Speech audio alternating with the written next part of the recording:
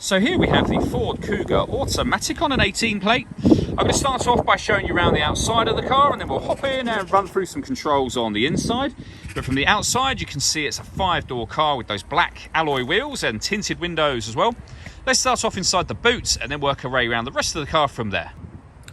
So the tailgate on this car will open electronically. You can do that by pressing the button on the tailgate or the button on the bottom of this key. As we approach the back of the car, you'll see we have reversing sensors.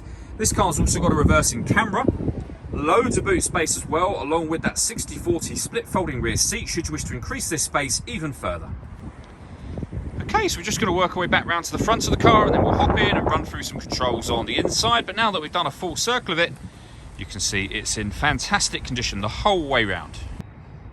Just briefly before we climb in, I think it's well worth seeing the interior from this exterior point of view. There's plenty to run through on the dashboard, so let's hop in and we'll do that now.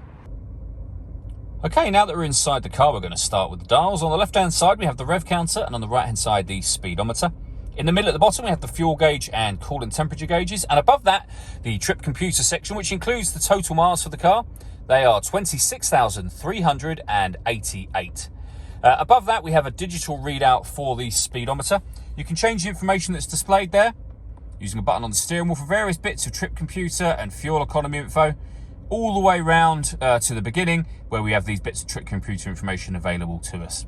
Directly below that, it will show what gear this car is currently in. We're in P for park at the moment.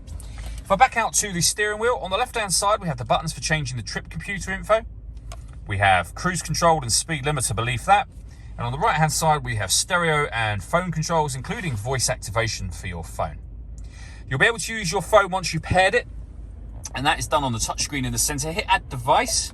Search for your vehicle on your device and select it once it is found. And then just follow the instructions on screen from there. You can turn the radio on from here and adjust the volume with this dial. When it comes to audio information, we have AM, FM and DAB radio, CD player, and then Bluetooth audio underneath that. This car's also got two separate USB inputs, so you can plug devices into either or both of those, and they will appear up on here as further options. We'll go back to the main menu whenever you want from there.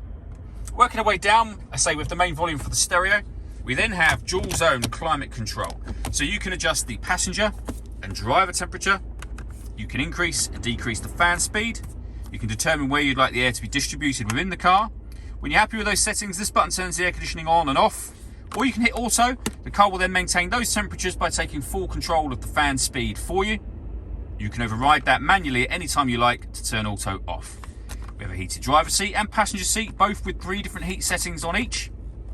Beneath that, we can turn the stop and start off. This car is designed to cut out when it's stationary in traffic to save you fuel. That system's now off. We can open the tailgate from the inside of the car. We can turn the parking sensors on and off.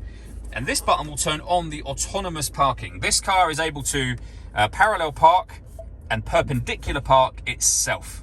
A really, really clever system if you've not used it before. And then the last thing I wanted to touch on is the glass roof here. So we have a sunblind that opens up. It will stop halfway. Press it again, and that will now open to the back of the rear seats. You can leave it like this, and it will let in a lot of extra light, as you can see, or you can open this front section as a proper sliding sunroof, should you wish to. All that leaves me to say is thank you for taking the time to watch this video. If you'd like to come and see the car in person and have a test drive, please feel free to give us a call here at Glenbourne's. We'd love to hear from you soon.